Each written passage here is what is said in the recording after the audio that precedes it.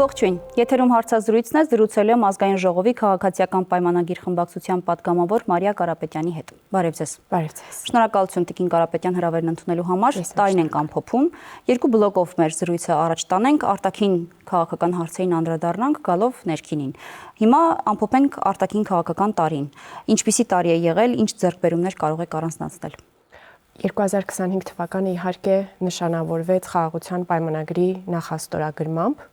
եւ ապաշրջափակման հարցին փոխադարձաբար ընդունելի լուծում գտնելով։ Սրանք ամենակարևոր բաներն էին, բայց դրանց առավել մանրամասն անդրադառնալուց առաջ կուզեմ նաեւ ընդհանուր արտաքին քաղաքական առումով մի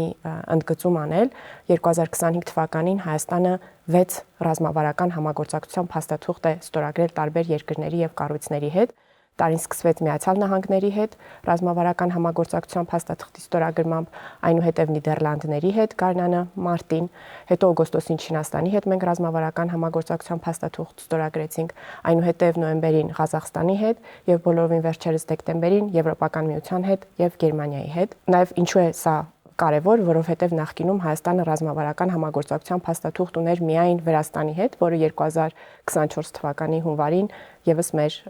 կառավարող ուժներ ստորագրել, իսկ դրանից առաջ Հայաստանը այդպիսի ռազմավարական փաստաթղթեր չի ունեցել։ Սրա պատճառը իհարկե ընդհանուր առմամբ միջազգային հարաբերություններում տեղի ունեցող փոփոխություններն են, որոնք թույլ են տալիս,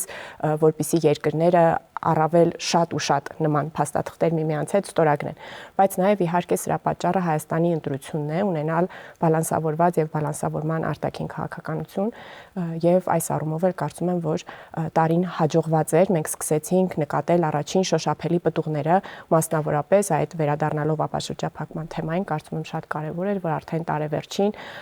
Հայաստան ժամանեցին գնացքով ցորենի մատակարարումները Ղազախստանից, Ռուսաստանից եւ բոլորովին վերջերս նավթամթերքը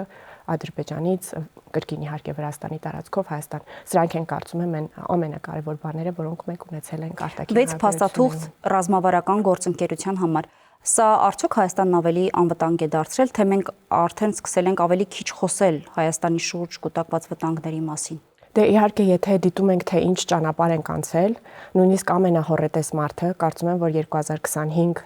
թվականի կտրվածքով արդեն իսկ որոշակի հանդարտություն կզգար եւ որոշակի լավատեսություն կունենար ամենահոռետես մարդը, ամենահոռետես քաղաքացին, իսկ եթե այդ դիտանկյունից չնայենք, ապա ընդհանուր առմամբ իհարկե Հայաստանի անվտանգությունը ավելի է ամրապնդվում, երբ մենք դիվերսիֆիկացնում ենք մեր բոլոր ոլորտները, սկսած քաղաքական հարաբերություններից եւ օրինակ ռազմավարական փաստաթղթերը շատ անգամ դրանք քաղաքական հարաբերությունների մասին են եւ իհարկե շարունակելով անպայման տնտեսական ռազմական գնումների բնականաբար դա չշրջանցելով եւ մնացած բոլոր ոլորտներում սա շատ կարեւոր է այս դիվերսիֆիկացիան շատ հաճախ մեզ ասում են տեսեք դե Հայաստանը միշտ էլ նախկինում էլ փորձել է վարել կամ բազմավեկտոր քաղաքականություն կամ կոմպլեմենտար քաղաքականություն բայց այստեղ համեմատությունները տեղին չեն որովհետեւ էական է ոչ միայն հարաբերությունների ուղղությունը կամ բազմազանությունը այլ որ այդ հարաբերությունները լինեն տարբեր ոլորտներում ինչ նկատի ունեմ օրինակ նախկինում Հայաստանի այսպես ասած կոմպլեմենտար կամ բազմավեկտոր քաղաքականության բովանդակությունը մոտորապես հետեւյալն էր դե մենք ռազմատեխնիկական համագործակցության մեջ կլինենք Ռուսաստանի հետ եւ արևմուտքի հետ էլ դե խոսենք մարդու իրավունքներից եւ ժողովրդավարությունից սա գուցե ուզում եմ ասեմ կարող են մարդիկ կոչել իրենց ընտրած արտաքին քաղաքական բառապաշարով բազմավեկտոր կամ կոմպլեմենտար բայց ես ուզում եմ շեշտել որ մեր վարած քաղաքականությունը բալանսավորման եւ բալանսավորված ենթադրում է որ նույն ոլորտի շուրջ օրինակ ռազմական կամ օրինակ տնտեսական հարաբերություն Հայաստանը պետք է ունենա մեկից ավել ուղղություններով որպեսզի մենք կարողանանք իսկապես համարենք, որ Հայաստանը գտնվում է հավասարակշռման դիրքում եւ չունի խոցելիություններ, չափից մեծ կախվածություններ որևէ մի դերակատարից։ Հիմա այդ հավասարակշռության մեջ է գտնվում Հայաստանը ձեր վարած արտաքին քաղաքականության մենք հաստատակամ շարժվում ենք այդ ուղղությամբ։ Իհարկե որոշակի ձեռքբերումներ արդեն իսկ ունենք, բայց պետք է շարունակենք քայլեր կառուցել։ Այս ուղղությամբ պետք է շարունակենք գնալ ամբողջությամբ վստահ լինելու իմաստով նկատի ունեմ բայց նաև գիտեք ուզում եմ շեշտել որ միջազգային հարաբերությունները երբեք չեն ավարտվում այսինքն չի գալու նենց մի կետ որ մենք կարողանանք գիծ քաշենք եւ ասենք որ այդ բալանսավորման արտաքին քաղաքականությունը ավարտված է, որովհետև հավասարակշռության այդ կետը անընդմեջ գտնվում է աշխարհում տարբեր փոփոխությունների համատեքստում, այսինքն միայն մեզանից չի կախված։ Միշտ միջազգային հարաբերությունները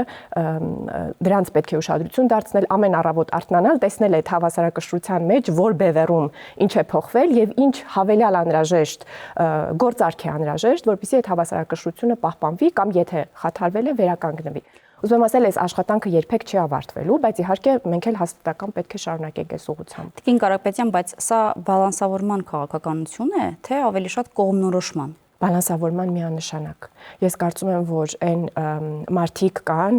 տարբեր շրջանակներ, որոնք փորձում են իրենց ծանոթ տերմինաբանությամբ տեսնել Հայաստանի արտաքին քաղաքականությունը, ոմանք դա անում են նաև վատ մտադրություններով, որովհետև դա իրենց ծանոթ սցենար է, որում կարող են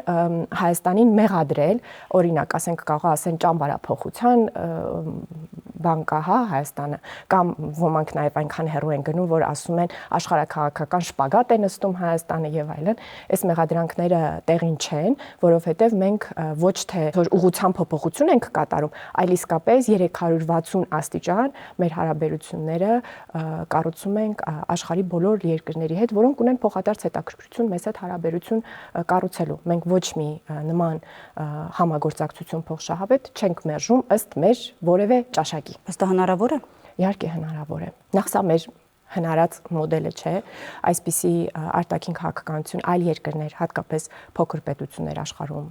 վարում են, այդ քաղաքականությունը իհարկե միջազգային հարաբերությունների տեսության մեջ հայտնի է որպես հեջավորման քաղաքականություն, որը ֆինանսական շուկաներում ներդրումներ կատարելու տերմինաբանությունից է եկել, բայց այդ ուղղությամբ չգնալու համար ուզում պարզապես ասեմ, որ սա մի բան չէ, որը մենք ենք մոգոնել։ Այդպիսի բան միջազգային հարաբերություններում կա, դա շատ բնորոշ է հատկապես փոքր պետություններին եւ մենք էլ մեր բանաձևումն ենք գտել դրա, որը կոչում ենք բալանսավորված եւ բալանսավորման արտաքին քաղաքականություն, եւ դա իր գործնական արդյունքներն է ցույց տալիս։ Ամենակարևորը աշխատում է թե ոչ։ Այ օրինակ տեսեք, ապաշրջափակման շուրջ ինչ կատարվեց, դեռևս ուրեմն թրիփ ուղու մանրամասները մենք դեռ չունենք եւ իմպլեմենտացիան դեռևս չունենք, թեև այդ ուղղությամբ էլ ակտիվ աշխատում ենք, բայց արդեն իսկ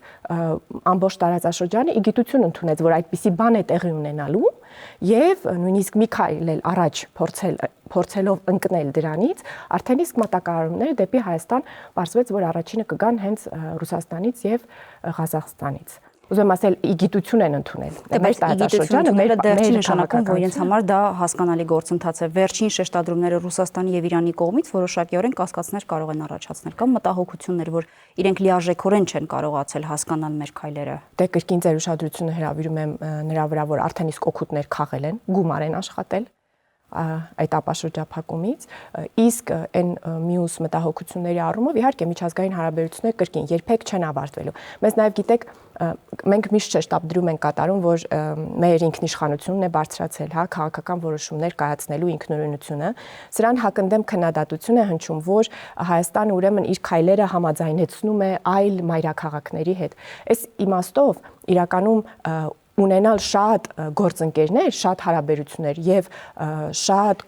նրանց հետ խոսակցություններ ունենալը, դա է այդ ինքնիշխանության բարձրացման բանաձևումը, ոչ թե մեկ կենտրոնի հետ հարաբերության ուշադրություն դարձնել եւ մնացած ամեն ինչը չափել դրանով, այլ իսկապես ունենալ ակտիվ փոխգործակցություն մեր տարածաշրջանի երկրների հետ, նաև տարածաշրջանը շրջապատող երկրների, ինչպես նաև հեռու, մեզնից հեռու գտնվող երկրների հետ։ Ուզում եմ ասել, որ այդ բազմաթիվ շփումները եւ նաև իհարկե այդ երկրներն էլ մեզ են ազդակներ ուղարկում։ Մի օր լավ, մի օր ոչ այդքան, դա նորմալ է, դա է միջազգային հարաբերություններում ինքնիշխան պետության նկատմամբ այլ երկրների վարքը եւ բնականաբար իհարկե նաեւ մեր վարքը։ Մենք էլ ենք ազդակներ ուղարկում եւ բնականաբար ազդակներ ստանում ենք։ Վստահաբար կարող եք ասել, որ 25 թվականին Հայաստանի կախվածությունը մեկ կետից կամ մեկ կենտրոնից նվազել է, թուլացել է կամ գուցե վերացել է։ Ես կասեի մեղմվել է, բայց իհարկե պետք է շարունակենք քայլեր ձեռնարկել։ Դե մի գիծը, որը 2025-ից էլ առաջ արդեն իսկ տեսանելի էր ռազմատեխնիկական համագործակցություններ, եթե նախկինում 90%-ից ավելին Ռուսաստանի հետ էր եւ շատ փոքր տոկոս, եթե որևէ այլ դերակատարների հետ, ապա շատ պատճառներով, այդ թվում նաև մեզնից չկախված պատճառներով այդ իրադրությունը փոխվել է։ Տնտեսականով իհարկե շարունակում ենք աշխատել, քաղաքականով արդեն նշեցի այդ բազմազանեցման գործընթացը արդեն իրողություն է։ Եվ գիտեք, շատ կարևոր է, որ այս 2025 թվականը նաև մեր, քանի որ նախընտրական փուլ ենք մտնում, ընտրական տարի է, հաջորդ տարի, նաև մեր ամբողջ մանդատի ամփոփման տարին է, եւ մենք երկու խոստում ենք տվել մեր ժողովրդին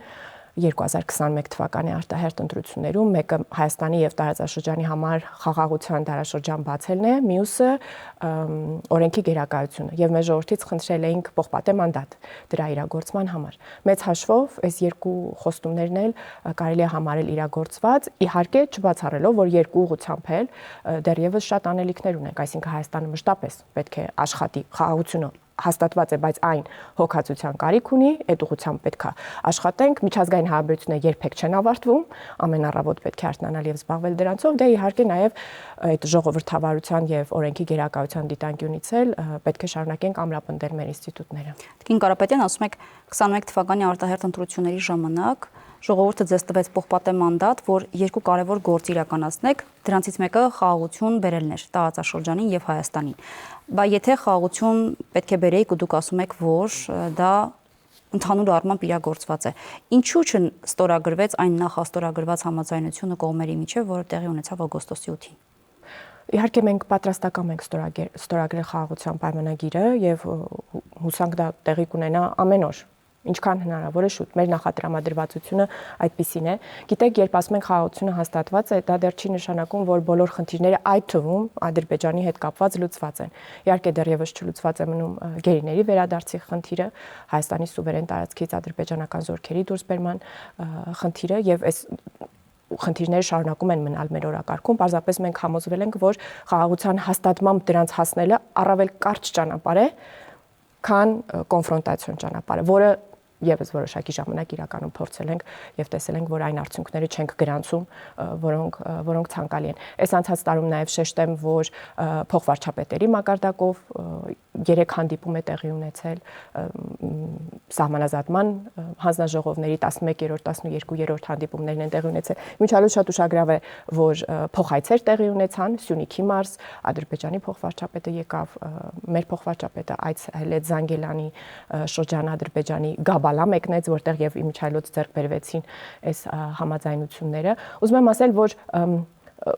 մինչ սպասում ենք խաղաղության համաձայնագրի ստորագրմանը, կարևոր է նաև այն քայլերը, որոնք մենք իրականացնում ենք, որ այդ ստորագրությունը պարզապես չլինի ստորագրություն թղթի վրա, չէ՞ որ այդ հարցն է հնչելու, իսկ երբ ստորագրվի, իսկ արդյոք մենք համոզված ենք, որ սա չի մնալու թղթի վրա։ Դրա համար է կարևոր, որ այն մյուս գործնական քայլերը հատկապես իրականությունը հողի վրա, որքան արագ եւ փոխվի եւ ամրապնդվի, ընդ որում խարսխված լինելով տարբեր երկրների շահերի տիրույթում, այսինքն որքան շատ երկիր շահագրգռված լինի Հարավային Կովկասում խաղաղությամբ, այդքան ավելի ամուր կլինի այդ ստորագրությունը, որին մենք պատրաստ ենք ամեն վայրկյան եւ հույս ունենք, որ արագ տեղի կունենա։ Բա ով է ձգձգում։ Ադրբեջանը։ Դե ես կարծում եմ, որ ակնհայտ է, որ Հայաստանը արդեն տևական ժամանակ։ Բա եթե իրենք ուզում են խաղաղության գնալ Հայաստանի հետ, ինչու են ձգձգում։ Իմիջիայլոց 2025 թվականի մարտին նաև խաղաղության պայմանագրի շուրջ տեղի ունեցավ այդ բեկումնային կետը, երբ Հայաստանը հայտարարեց, որ պատրաստ է ստորագրել խաղաղության պայմանագիրը այնպիսին, ինչպիսին կա։ Հիմա էլ կարծում եմ մենք պետք է պատեհ մի ձև գտնենք, ստեղծելու մի իրավիճակ, որ այդ ստորագրման փաստը տեղի ունենալ։ Ես հիմա չեմ ուզում խորանալ եւ թեկուզ առերևույթ լեգիտիմություն հաղորդել Ադրբեջանի փաստարկների մեջ, թե ինչու է դա հետաձգվում։ Հանրահայտ փաստեր են եւ մարդիկ էլ լսել են, թե ինչ փաստարկներ է բերվում։ Պարզապես ես հնարավոր եմ համարում, որ կարելի է հասնել մի իրավիճակի, որտեղ ի հեճուկս այդ հիմնավորումների այնուամենայնիվ այդ ստորագրումը տեղի ունենա, առնվազն մենք պետք է շարունակենք պնդել, որ դրան պատրաստ ենք ամեն օր։ Տիկին Կարապետյան, մենք կարող ենք ասել, որ այսօրվա հաստատված խաղաղություն նշանակում է, որ պատերազմ չի լինելու, բայց խնդիրները, որոնք մնացել են, հնդածս պիտի լուծվեն։ Դե մինիմալը դա է, այո, իհարկե մինիմալը դա է եւ նաեւ այն բոլոր դեռևս մնացած խնդիրները, որոնք բաց են, դրանց լուծում եւս պետք է տեսնենք եւ այս ամեն ինչը ամրապնդվի անպայմանորեն մեր տարածաշրջանում տնտեսական համագործակցությամբ, որը էլի 100%-անոց երաշխիք չէ, բայց դե խաղաղությունը այդպիսի բլոկերից է բաղկացած, տարբեր տիպի փոխկախվածություններից եւ անընդմեջ ամենօրյա աշխատանքից։ Հասարակությունը ձեր խաղաղության օրակարգին ականջալուր է 25 թվականին ինչ ազդակներ եք ստացել։ Դե իրականում խաղաղությունը մի բան է, որը Հայաստանի ժողովուրդը բաղձացել է այս հանրապետության հիմնադրման օրվանից։ Այսինքն մեր բոլոր մաղթանքները միմյանց դրա մասին են եղել։ Ի նկատի ունեմ ժողովրդի իմաստով, ժողովուրդը երբևէ խաղաղության գաղափարի հետ խնդիր չի ունեցել, ավելին խաղաղության օրակարգի հեղինակը ժողովուրդն է, այլ բան, որ քաղաքական գործիչները հնարավորություն են տեսել իդեմս նաև մեր կառավարող ուժի հնարավորություն են տեսել ձևակերպելու այդ օրակարգը վերջի վերջո եւ դա հանձնելու հանրության դատին ստանալու նրանց քվեն եւ իրագործելու։ Այնպես որ ես կարծում եմ, որ մեր ժողովուրդը իհարկե իր վաղեմի ցանկությունների իրագործումն է տեսնում իդեմս այն հանդարտության, որը մենք այսօր ունենք։ Քննարկման հարցը ուղղակի այն է, թե ով ինչ կերպ է հասկանում այդ խաղաղության օրակարգը։ Դուք հասկանում եք այլ կերպ, ձեր ընդդիմադիր գործընկերները եւ իրենց աջակիցները հասկանում են բոլորովին այլ կերպ։ Իրենք անընդհատ 25 թվականի ընթացքում օգտագործել են արժանապատիվ խաղաղություն բերելու թեզը։ Ոնց գիտեք, եթե նույնիսկ ընդդիմադիրներին մի կողմ թողնեմ մի պահ։ Իհարկե, երբ մենք հակամարտության հարաբերության մեջ ենք, մեր մի հարևանի հետ առնվազն, մեր խաղաղության մասին պատկերացումները կարող են շատ, այսպես ասած, իդեալական լինել, չէ՞։ Մենք կարող ենք վերցնել մարդու իրավունքների համընդհանուր հռչակագիրը եւ պահանջել խաղաղություն, որը կհամապատասխանի այդ հռչակագրին։ Դա նաեւ բան անել, մի քիչ էլ բարդացնել, համադրելով մեր պատկերացումների հետ առ արդարությունը ինչ է, հա, ինչն է ճիշտ, ինչն է սխալ, գործնական խաղաղությունը իհարկե տեսնում ենք, այլ տեսք ունի։ Եվ ես հասկանում եմ, որ սա այն իդեալական խաղաղությունը չի, որը մարդիկ պատկերացնում են եւ համեմատում են մարդու իրավունքների համընդհանուր հռչակագրի հետ։ Իհարկե պատկերացրած իդեալական խաղաղությունն էլ չէ։ Սա այն ստերիլ իդեալական խաղաղությունը չէ, որի մասին կարելի է երազել։ Սա գործնական խաղաղություն է, որը նաեւ ենթադրում է որին գնացել եք նաև որոշ զիջումների գնով, որը ենթադրում է քաղաքական գործիչներին, հիմա զիջումներին էլ կգանք, քաղաքական գործիչներից որոշակի քաղաքական կամքի դրսևորում։ Այսինքն, ինչ է արժանապատիվ է, երբ որ քաղաքական գործիչները քաղաքական լուծումների չեն գրում եւ պարտադիր զինվորական ծառայության մեջ գտնվող 18-ից 20 ամյա տղաներն ու տղամարդիկ են այդ խնդիրը լուծում։ Դա կոչվում է արժանապատվություն։ Ես դա չեմ համարում, որ այն արժանապատվությունն է, որի մեջ արժանի է ապրելու մեր ժողովուրդը։ Ավելի լավ է այդ բարդ դժվար գործերը անեն քաղաքական գործիչները, իսկ ժողովուրդը ձև կգտնի այդ խաղաղությունը արժանապատիվ ապրելու։ Իրենք ասում են, ուղղակի պետք է զիջումների չգնալ, ամեն կերպ զիջումների չգնալ, ամեն գնով խաղաղություն չստանալ, ոչ թե պատերազմի 18-20 տարեկան երեխաների։ Եթե թույլ թողնեինք, իրենք էին ամեն գնով Հայաստանի հարավը փոխանակում, չգիտեմ ինչի հետ։ Այդ էր ամեն գրովը։ Մեր պատկերացումը այն է, որ Հայաստանի Հանրապետությունը անձեռնմխելի է։ Եվ այն ինչ տեղի է ունեցել մեզ հետ այդ անցած տասնամյակներին, այդ իրենց պատկերացմամբ այդ քաղաքական գործիչների արժանապատվությունը պաշտպանելու համար Հայաստանը ստիպված է եղել իր ինքնիշխանությունը շերտ կտրել եւ տալ այդ երաշխավորին։ Հիմա այս խաղաղության գործընթացը Տիկին Կարապետյան, Հայաստանի միջազգային դիրքերը ամրացրել է, կարող ենք այդպես բնութագրել։ Դե գիտեք, ես ոչ թե sense բանի միջազգային հարաբերություններում դիրքավորման հարց կդնեի, այլ կդնեի զուտ մեր բարեկեցության հարց, որպես երկիր, որպես ժողովուրդ, մեր խաղաղության հարց։ Եթե դրան նպաստել է, դա արդեն իսկ բավ է։ Նկատի ունեմ ես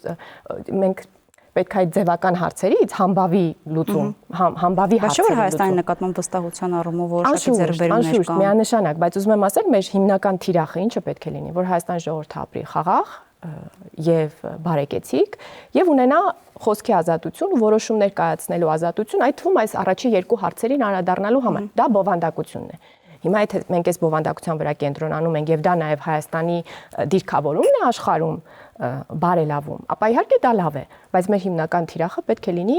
մեր խաղաղությունը, մեր բարօրությունն ու բարեկեցությունը եւ, ինչպես շեշտեցի, ազատ խոսքը ու ազատ քաղաքական ընտրությունը։ Ասացեք, խնդրեմ, արտաքին գործընկեր կա, որ Հայաստանի անվտանգության հարցում իրական դերակատար կարելի է համարել, ոչ հայտարարությունների մակարդակում։ Դե այստեղ էլ մենք կամաց շարժվեցինք այդ մտայնությունից, որ անհրաժեշտ է գտնել, իհարկե կային ժամանակներ, երբ մեզ էլ էր թվում, որ պետք է մեր խաղաղության պայմանագիրը երաշխավոր ունենա, տարբեր փուլեր ենք անցել իհարկե, բայց այս ճանապարհ գտել ենք այդ կետը, որ այլևս չենք փնտրում համապարփակ երաշխավոր անվտանգության, այլ փնտրում ենք գործընկերներ։ Եվ այս դիտանկյունից իհարկե մեր համագործակցությունները հայտնի են, գիտեք, Հնդկաստանի եւ Ֆրանսիայի հետ ռազմատեխնիկական համագործակցությունը եւ ինչպես շեշտեցի, արդեն նաեւ տնտեսական համագործակցությունը։ Իսկ Ռուսաստանի հետ հարաբերություններում դուք արդյոք կարողացել եք որոշակիորեն վերականգնել Հայաստանի եւ Ռուսաստանի հարաբերությունները, թե դրանք ավելի սառը նոր մոդելի մեջ են։ Գիտեք, մենք տենց վերականգնման խնդիր մեր առջև չենք դրել, հետեւյալ խնդիրն ենք մենք դրել։ Մեզ անհրաժեշտ է, որպեսզի Ռուսաստանի հետ մեր հարաբերությունները կառուցվեն ոչ թե այն ենթադրության վրա, որ Հայաստանը մի երկիր է, որը խնդիր ունի թուրքական աշխարհի հետ, որովհետև դրա վրա էր շատ մեծ շեշտադրում դրվում նախորդ ամբողջ, ինչ ասեմ, դարաշրջանում երևի թե այդ բաղադրիչի վրա չպետք է խարսխված լինեն, այլ փոխշահավետ համագործակցության այդ գաղափարական ենթադրությունը ուրեմն այլևս տեղին չէ եւ ես համոզված եմ, որ մենք նորմալ կառուցողական երկխոսության միջոցով կարող ենք այդպիսի բանաձևում գտնել։ Իմ այս համոզմունքի պատճառը այն է, որ Հայաստանը պատմականորեն ունի եւս մեկ հարևան, Իրանը, որը եղել է կայսրություն եւ որի մաս ենք մենք կազմել եւ որի հետ մենք այլևս չունենք այդ պատմական որևէ կոնտեքստ, այսինքն օրինակ Իրանը մեզ հետ չի խոսում այն տերմիններով, որ դե դուք եղել եք մեր կայսրության մի մաս, չկա այդ որևէ տիպի պատմական հղումներին կամ չկան վերագրումներ, թե մենք ինչպիսի հույզեր պետք է ունենանք մեր մյուս հարևանների նկատմամբ։ Այդ հարաբերությունները պրագմատիկ են, փոխշահավետ են, ազդակներ են լինում փոխադարձաբար նույնպիսի հարաբերություններ, այսինքն մենք մոդելը ունենք, նույնպիսի հարաբերություններ մենք կարող ենք կառուցել նաև Ռուսաստանի հետ այլ կերպ ձևակերպեմ։ Եթե մենք նախկինում ինչ որ տենց բան անհաղթահարելի բեռ էինք դրել Ռուսաստանի ուսերին, այդ բեռը հիմա վերցրել ենք եւ ինքներս ենք հոգում մեր բոլոր կարիքները։ Լավ, ներքին կյանքին գալով 25 թվականին դուք ասում եք, որ 21 թվականին ստացաք պողպատե մանդատ,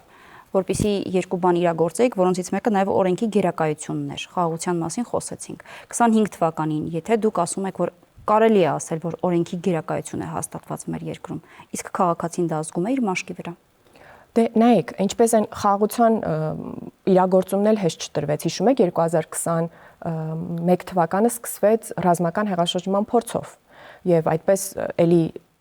ինչու եմ հետ քայլ կատարում, որովհետև իրականում այդ օրենքի գերակայության հաստատումը եւ մեր պողպատե մանդատը դրա հետ փոխկապակցված էր, որովհետև կային դերակատարներ, որոնք Հայաստանը ցանկանում էին ապակայունացնել նաեւ ներսից եւ այդ հեղաշրջման փորձերը շարունակաբար էին եւ ինչպես հետագա ընթացքը ցույց տվեց, այլ ոչ թե բուն ընթացքը, այդ շարժումներից որոշները ոչ թե զուտ քաղաքական մեթոդների փնտրտուքի մեջ էին, այլ հենց սահմանադրությունից ու օրենքից դուրս մեթոդներով էին փորձում իրենց նպատակներին հասնել։ Հիշում եք, մենք համբերատար սպասեցինք մինչ կարծես թե եթե ճիշտ եմ հիշում էլի, գուցե ոչ թե 3 շարժում տեղի ունեցավ, այլ 2-ը։ 3-ը։ Հա, նկատի ունեմ գուցե առաջինը նախընտրական փուլում էր, արդեն լավ չեմ հիշում, բայց ուզում եմ ասել, մենք նաև բավականաչափ ժողովրդավարական համբերություն ենք դրսևորել այդ շարժումների նկատմամբ այն իմաստով, որ այն վերջի մի հատիկ վրաններն էին մնում, որը նոր իրավապահ համակարգը արդեն պատեհ էր համարում, որ կարելի է միջամտել եւ հավաքել։ Մնացած ամեն ինչը իրենք ինքնուրույն են հավաքել եւ բացել փողոցներ։ Հիմա մոռացել ենք այս ամեն ինչը, իհարկե այս վերջին շրջանի իրադարձությունների վրա ենք կենտրոնացած, բայց եթե հետհայաց նայենք, թե ինչքան անհանգստությունների միջով է անցել մեր երկիրը, որ ժողովուրդը չգիտեր հիմա հայացքը պահի դեպի սահման, դեպի մեր սահմանների անձեռնմխելիություն, թե դեպի Երևանի կենտրոն, որովհետև այստեղ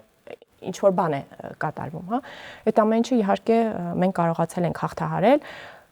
եւ ոչ առանց մեր ժողովրդի իմաստության։ Տիկին Կարապետյան, տեսեք, այստեղ ձեզ կհակադարձեն ասելով, որ այդ ձեր պողպատե մանդատը կամ օրենքի գերակայությունը, չգիտես ինչու, գործում է միայն ձեր ընդդիմախոսների դեմ։ Նախորդ տարվա ընթացքում մենք տեսել ենք ընդդիմության ակտիվիստների, եկեղեցականների, բարձր հոգևորական դասի ներկայացուցիչների դեմ հարուցված քրեական գործեր։ Եթե ամփոփելու լինենք այս առումով տարին, արդյոք հետահայաց դուք չեք կարող ասել կամ չեք գտնի մեկ դեպք, որ փոշմանեք, ասեք, որ սա այնքան էլ ճիշտ որոշում չի եղել, կամ կարելի է կերպ վարվել, սա քաղաքական որոշակի տարեր պարունակող որոշում է եղել։ Գիտեք, այդ տպավորությունը, թե օրենքի գերակայությունը գործում է միայն ընդդիմադիրների համար, թյուր է, եւ ես ներողություն եմ խնդրում իհարկե լրատվամիջոցում եմ գտնում, կարծում եմ լուսաբանման խնդիր է։ Բոլորովին վերջերս կառավարության նիստում Սևանա լճի շրջակայքի ապօրինի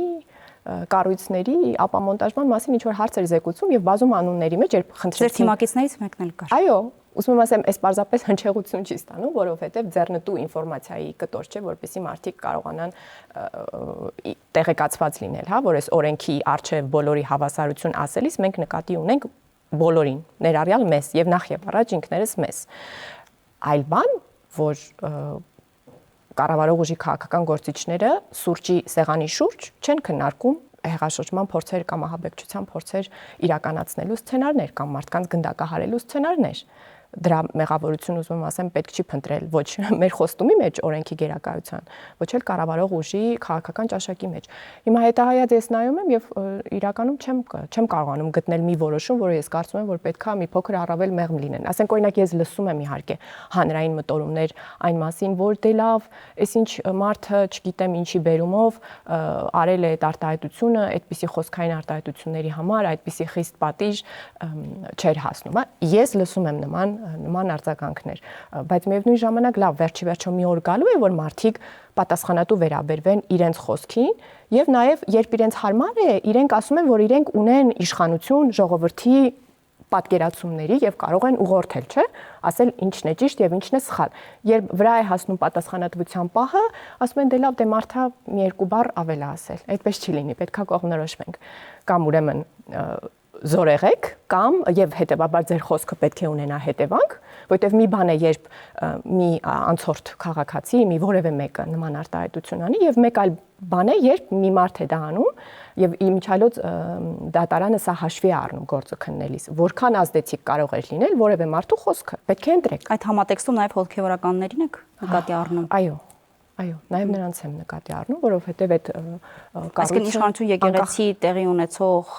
իրադարձությունները տեղավորում եք օրենքի գերակայության շրջանակում։ Այո։ Թե սենց պատմական կտրվածքով մեր հայ առաքելական եկեղեցին պետք է Հայաստանի Հանրապետության գերակայությունը քաղաքականապես ընդունի։ Այսինքն այդ ժողովրդի հովանավորի իր պատմական առաքելությունը պետք է համարի ավարտված եւ հանձնված աշխարհիկ իշխանություններին։ Սա պետք է կարողանան եկեղեցականները արտաբերել։ Ես հասկանում եմ, որ գուցե դժվար է, բայց այն, որ մենք կարողանում ենք հայ առաքելական եկեղեցուն այդ պատմական կտրվածքով ճշմարտությունը ասել եւ ընդունել այդ դերակատարությունը, պետք է փոխադարձաբար հանգեցնի նրան, որ եկեղեցին էլ ընդունի պետության գերակայությունը։ Ընդ որում մի շեշտադրում եմ ուզում ասեմ, անեմ, շատերը պնդում են, որ մեր սահմանադրությամբ գրված է, որ եկեղեցին անջատ է պետությունից, ոնց որ մտածելու տեղիք տալով, թե խոսքը միայն հայ առաքելական եկեղեցու բացառիկ անջատվածության մասին է պետությունից։ Դա այդպես չէ, մեր սահմանադրության մեջ գրված է կրոնական կազմակերպությունները անջատ են պետությունից, եւ դրա իմաստը այն է, որ Հայաստանը աշխարհիկ պետություն է, այսինքն չեն կարող կրոնական գործիչները հավակնել, այդ թվում հայ առաքելական եկեղեցին հավակնել, ազդեցություն ունենալ պետության աշխարհիկ ինստիտուտների քաղաքական մտածողության վրա, որքան էլ որ նրանց պատմական դերակատարությունը մեծ է եղել եւ ճանաչված ու ընդունված է։ Վերջին հարցը կարճ 25-ին ինչ խոստում չկարողացաք իրականացնել կամ ինչ չկարողացաք անել։ Դե գիտեք, կարող են լինել, ասենք օրինակ, մի որևէ թվականակ, որը նշված է մեր նախընտրական ծրագրում, շատ է հիմա, չէ, դե շահարկվում օրինակ դպրոցների եւ մանկապարտեզների կառուցման թիվը, թեև ես կարծում եմ, որ այս առումով էլ ընթացքի մեջ են առնվազն այն 300 եւ 500 մանկապարտեզներն ու դպրոցները, որոնք մենք նախանշել ենք, բայց եթե նույնիսկ ինչ որ միտեղ թերացել ենք, ապա մեկ այլ բնակավարում, որտեղ խոստում չունենք, արել ենք բաներ, որոնց պարզապես չենք տեսել, որ այդպիսի հնարավորություն է լինելու, որպեսզի մենք դա կարողանանք անենք, օրինակ չենք կարող, չէ՞, մենք 2021 թվականին խոստանալ, որ նավթամթերք ենք ներկրելու Ադրբեջանից, եւ ես հասկանում եմ բոլոր բարոյական էթիկական սահմանափակումները, որ մարդիկ զգում են կարող են զգալ, նույնիսկ կարող են զգալ այդ մտքից, հա, որ այսինքն Ադրբեջանից պետք է նավթամթեր գտնել։ Այդ ամեն ինչը բռնում եմ այդ էմոցիոնալ ֆոնը, բայց այն, որ Հայաստանի համար դա լավ է,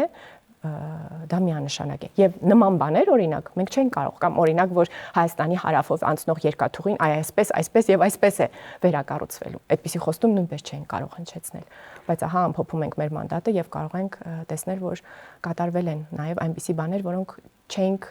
պատկերացնի ինչպես խոստանալ։ Շնորհակալ եմ։ Ես եմ շնորհակալ։ Զրուցակիցս ազգային ժողովի քաղաքացիական պայմանագիր խմբակցության падգամավոր Մարիա Կարապետյանն էր։ Կհանդիպենք։